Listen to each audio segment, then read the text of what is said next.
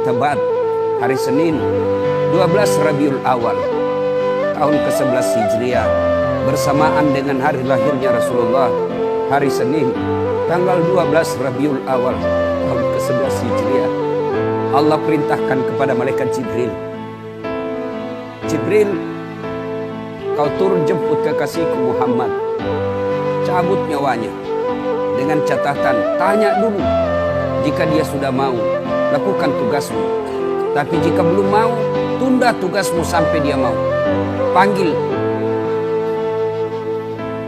3 malaikat menyertaimu, Mikail, Israil, Israfil. Turunlah malaikat. Di langit ke-7 mereka masih berempat. Langit ke-6 mereka masih berempat. Sampai di langit pertama malaikat Jibril berkata, wahai malaikat pencabut nyawa, kau sajalah yang turun ke dunia. Saya tidak tega menemanimu dan melihat engkau mencabut rohnya Muhammad SAW.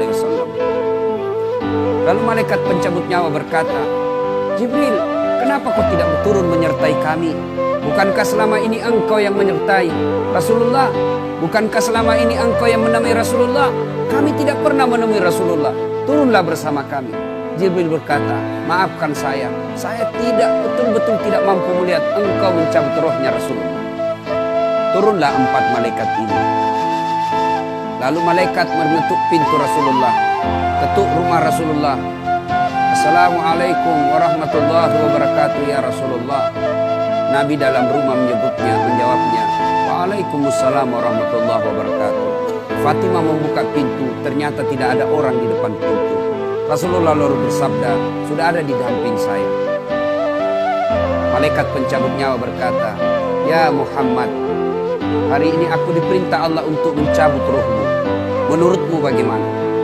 Kira-kira kalau Bapak ditanya seperti apa jawaban Bapak?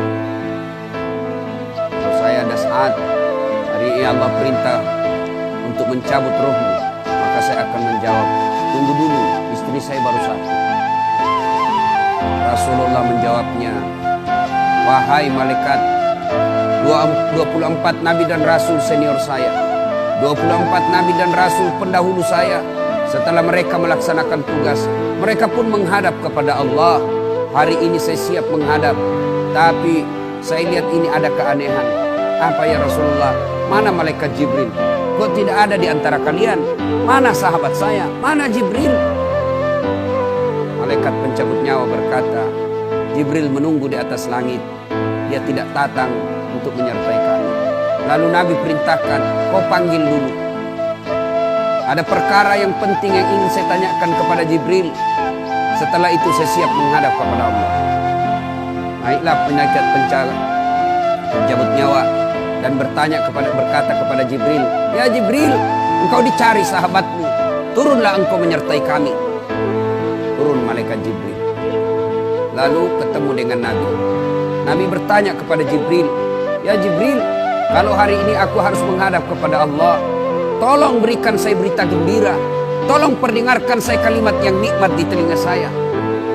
Lalu Jibril bersabda, ya Muhammad, saya dapat berita gembira dari Allah.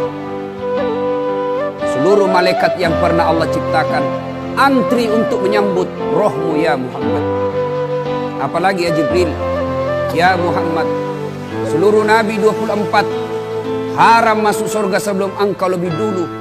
Meskipun engkau nabi paling terakhir, tapi Allah memberikan garansi dan jaminan haram seluruh nabi dan rasul masuk ke dalam surga sebelum engkau lebih dulu ya Muhammad. Nabi mengucapkan alhamdulillah. Apalagi ya Jibril, ya Muhammad, jika engkau punya dosa dan kesalahan, Allah telah mengampuni dosa dan kesalahanmu. Nabi bersabda, alhamdulillah. Tapi ya Jibril, itu kan saya, itu diri saya.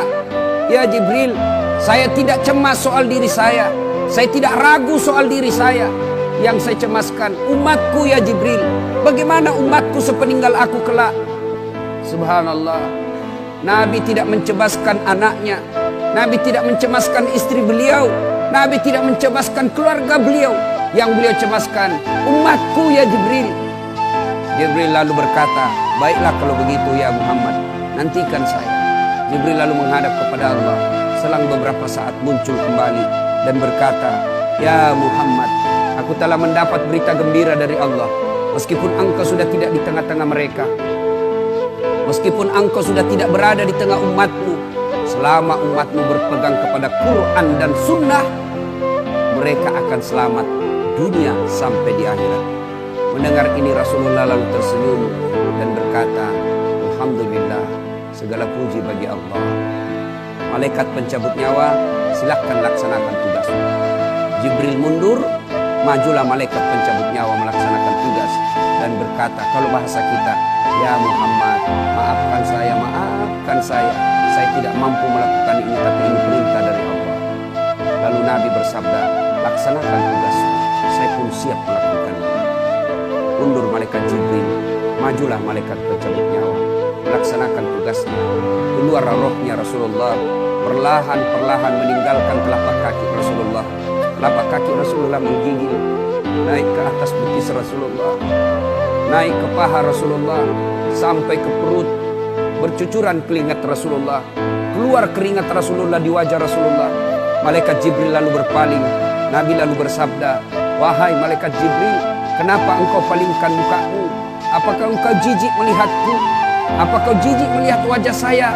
Jibril bersabda, "Ya Muhammad, ketahuilah demi Allah yang menguasai segala-galanya, tidak aku jijik melihat mukamu ya Muhammad. Aku tidak tega melihat engkau menghadapi sakaratil maut. Aku tidak mampu melihat engkau menghadapi sakaratil maut." Nabi lalu bersabda, "Ya Jibril, ketahuilah, andai saja Allah tidak cinta kepadaku, andai saja Allah tidak sayang kepadaku, betapa sakitnya sakaratil maut ini. Tapi aku mohon kepada Allah, ya Allah, jangan engkau timpahkan sakitnya sakaratil maut ini kepada umatku. Bebankan seluruh penyakit sakaratil maut ini, bebankan seluruh sakitnya sakaratil maut ini hanya kepadaku. Jangan engkau berikan umatku ya Allah." Begitulah cintanya Rasulullah kepada kita. Perlahan-lahan sampai ke tenggorokan. Sampai ke tenggorokan ruh Rasulullah. Habis menggigil seluruh badan Rasulullah, ditinggal ruhnya. Lalu di penghujung bibir beliau mengucapkan, "Pelihara solat kalian, pelihara solat kalian, pelihara solat kalian." Yang kedua Rasulullah berpesan, pelihara wanita di antara kalian, pelihara anak-anak gadis kalian, pelihara istri-istri kalian. Dan yang terakhir beliau ucapkan, tidak satupun keluarga yang diucapkan. Beliau tidak mengucapkan Khadijah, Khadijah. Beliau tidak mengucapkan Aisyah. Beliau tidak mengucapkan Hasan, Husain. Siapa yang diucapkan? Ummati, ummati, ummati. Berangkat Rasulullah. Hebohlah Mekah. Berduka seluruh Mekah. Abu Bakar menggigil. Sahabat yang lain meneteskan air mata.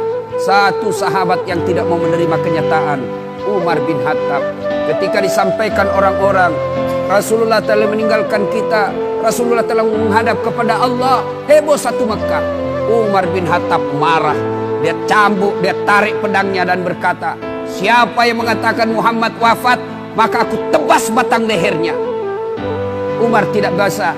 Umar tidak mampu menerima kenyataan Rasulullah berpisah dengannya. Dan Umar mengamuk, "Siapa yang mengatakan Muhammad mati, saya tebas batang lehermu."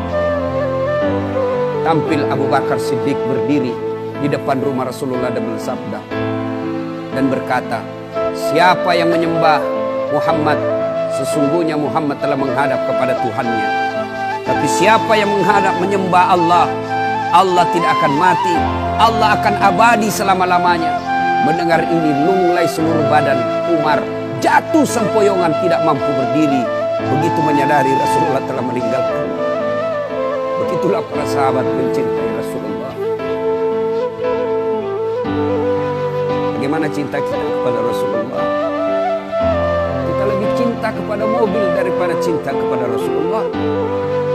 Kita lebih cinta kepada harta daripada cinta kepada Rasulullah. Kalau Rasulullah bukan cuma di dunia beliau cinta kepada kita, sampai di akhirat beliau mencintai kita. Dijelaskan dalam riwayat, ketika hari kebangkitan kelak, hari kiamat telah berlalu, seluruh makhluk binasa. Allah perintahkan kepada malaikat Jibril, "Ya Jibril, kau bangkitkan seluruh manusia. Kau cari makam Muhammad, kekasihku Muhammad. Kau bangkitkan Muhammad."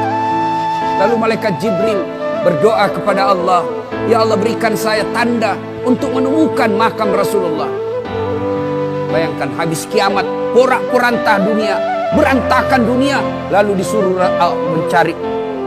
Jibril disuruh mencari makam Rasulullah. Dengan izin Allah, makam Rasulullah mengeluarkan asap. Lalu jasad Rasulullah bangkit. Seperti kalau Bapak lihat sirkus, naik jasad Rasulullah terangkat, ya kira-kira seperti ini. Naik badan Rasulullah, lalu Rasulullah badannya demi Allah diriwayatkan tidak rusak, tidak dimakan ulat, tidak dihancurkan tanah, seperti badan Rasulullah ketika hidup. Bangkit Rasulullah seolah baru bangun dari tidurnya. Dia gosok mata Rasulullah. Begitu terbuka mata Rasulullah seolah bangun dari tidur. Begitu dia buka, nampak ada Jibril di depannya. Lalu Rasulullah berkata kepada Jibril, "Ya Jibril, hari apa ini?"